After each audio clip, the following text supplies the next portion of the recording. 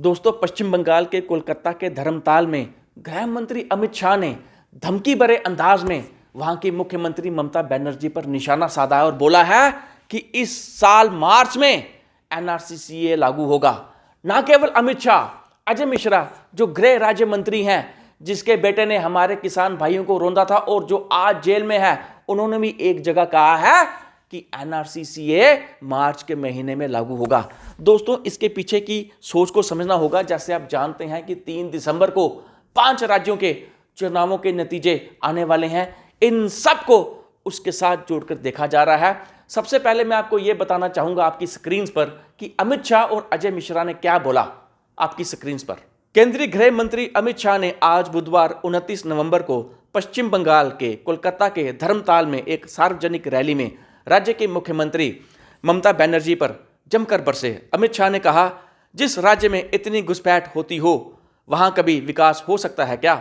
इसलिए ममता बनर्जी सीएए का विरोध कर रही है। ममता दीदी, सीएए देश का कानून है, इसे कोई रोक नहीं सकता। हम इसे लागू करके रहेंगे। वहां से आने वाले हिंदू भाइयों बहनों का इस देश पर उतना ही अधिकार है जितना अधिकार मेरा और आपका है। दोस्तों, मैं एक सवाल पूछना चाहता हूं। कोरोना लहर से पहले 2019-20 में भाजपा एनआरसी पर कितनी ज्यादा उग्र थी। पूरे देश भर में आंदोलन चल रहे थे और भाजपा उन आंदोलनों को खत्म करने का प्रयास कर रही थी। अमित शाह आज जिस हिंदू भाई बहनों की बात कर रहे हैं, मैं ये पूछना चाहता हूं, 2019 के बाद आज मार्च में आपको हिंदू भाई बहनों की याद आ गई? तब आप कहां थे जब हमारे मजदूर भाई हजारों की तादाद पर सड़क पर मारे गए? तब आप कहां थे? 90% से ज्यादा तो वो हिंदू थे। तब आप कहां थे जब उत्तर प्रदेश में एक पार्टी ने बसें भेजी उन मजदूर भाइयों, उन मजदूर बहनों को घर पहुंचाने के लिए? तो आपकी यूपी में योगी सरकार, जो भाजपा की सरकार है, उसने उन बसों को उन मजदूरों तक नहीं पहुंचने दिया। तब आपका उन भाई बहनों को, हिंदू भाई बहनों के लिए प्यार कहां था? दोस्तों, जिस तरह अजय मिश्रा कह रहे हैं कि मार्च महीने में एनआरसी लागू होगा, इसके पीछे की मानसिकता, इसके पीछे की सोच को समझना होगा।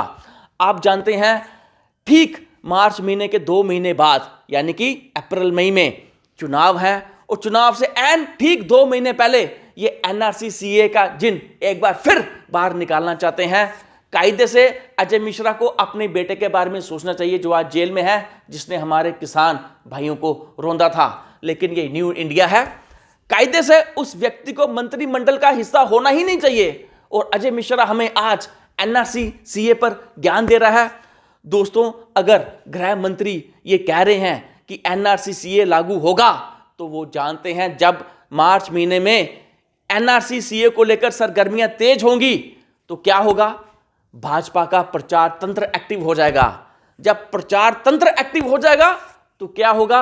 आंदोलनकारियों को बदनाम करने की नई नई साजिशें रची जाएंगी, नए नए फार्मूले गढ़े जाएंगे आंदोलनकारियों को बदनाम करने के लिए, और गोदी मीडिया का इस्तेमाल किया जाएगा आंदोलन को बदनाम करने के लिए। और भाजपा यही तो चाहती है। दोस्तों, भाजपा इस देश में हिंदू मुस्लिम करना चाहती है। याद कीजिए, जब हमारी टीम वर्ल्ड कप फाइनल में पहुंची थी, तो उस फाइनल में पहुंचाने के लिए ना सिर्फ विराट कोहली और रोहित शर्मा का हाथ था, उसको फाइनल में पहुंचाने के लिए मोहम्मद शमी का भी उतना ही किरदार था, सिराज का भी उतना ही किरदार था।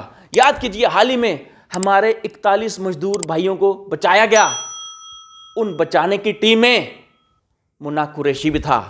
रैट माइनर्स की 12 सदस्यों वाली टीम जिसने हमारे 41 मजदूर भाइयों को बचाया, उसमें हिंदू भी थे, उसमें मुसलमान भी थे। दोस्तों, मेरे कहने का यह अर्थ है, जब हिंदू मुसलमान इकट्ठे हो जाएंगे, भाजपा को इससे तकलीफ होगी, क्योंकि जब हिंदू मुसलमान इकट्ठे हो जाएंगे, टीम इंडिया की तरह खेलेंगे, इससे भाजपा को बहुत तकलीफ होगी, एलर्जी होगी, क्योंकि भाजपा इस मौके पर अपनी राजनीति बुना नहीं पाएगी, क्योंकि वो नहीं चाहती सब इकट्ठे हो जाएं। तभी मार्च महीने में एनआरसी को लाने की बात चल रही है। और अगर मार्च महीने में एनआरसी को लेकर सरगर्मियां तेज होंगी तो इसको लेकर एक भूकाल पैदा किया जाएगा। और आप फिर ना भूलें कि 22 जनवरी की वो तारीख है जब राम मंदिर के कपाट खोले जाएंगे और गोदी मीडिया इस मौके का इस्तेमाल करेगी प्रधानमंत्री का महिमा मंडल करने के लिए। और आप सब जानते हैं, प्रधानमंत्री और कैमरे का प्रेम जग जाहिर है। चाहे केदारनाथ हो, चाहे गंगा में डुबकी हो, चाहे श्री वेंकटेश्वरा हो, साहिब का और कैमरे का प्यार, ये तो आप सब जानते हैं। और जिस दिन राम मंदिर के कपाट खोले जाएंगे, आप क्या समझते हैं प्रधानमंत्री के साथ वहां कोई और होगा? बिल्कुल नहीं होगा, क्योंकि विश्व हिंदू परिषद के चंपत राय, इन्होंने पहले ही बयान दे दिया है कि उस दिन कोई भी संवैधानिक पद पर बैठा हुआ आदमी वहां नहीं होगा। मतलब वहां कोई भी मुख्यमंत्री नहीं होगा। वहां कौन होगा? सिर्फ और सिर्फ प्रधानमंत्री नरेंद्र मोदी। क्योंकि आपने भी देखा, जब नई संसद का उद्घाटन था तब राष्ट्रपति द्रौपदी मुर्मू वहां नहीं थी। वहां कौन था? सिर्फ और सिर्फ प्रधानमंत्री नरेंद्र मोदी। दोस्तों, मेरे कहने का यह अर्थ है कि राम मंदिर के उद्घाटन का इस्तेमाल किया जाएगा, भड़काऊ पत्रकारिता का इस्तेमाल किया जाएगा, प्राइम टाइम में भड़काऊ खबरों का इस्तेमाल किया जाएगा। किसके लिए?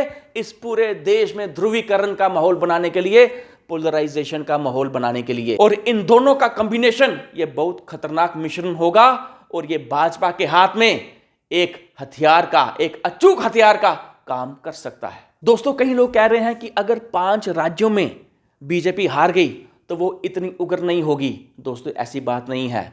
चाहे नतीजा कुछ भी हो, चाहे बीजेपी हारे, चाहे बीजेपी जीते, आने वाले दिनों में बीजेपी उग्र राजनीति करने जा रही है, क्योंकि बीजेपी उन दलों में से है जो साम दाम दंड भेद से इलेक्शन जीतना जानती है। दोस्तों, राम मंदिर का इस्तेमाल होगा, एनआरसी सीए का इस्तेमाल होगा और मीडिया और एजेंसीज का भी इस्तेमाल होगा। एजेंसीज आने वाले दिन में उग्र होंगी। ये ना केवल अपोजिशन पार्टीज के लीडर्स पर उग्र होगी, जैसे आपने देखा मनीष सिसोदिया, सत्येंद्र जैन, संजय सिंह, और हाल ही में राहुल गांधी और सोनिया गांधी को भी ईडी का नोटिस सर्व हुआ, केजरीवाल को भी ईडी का नोटिस सर्व हुआ।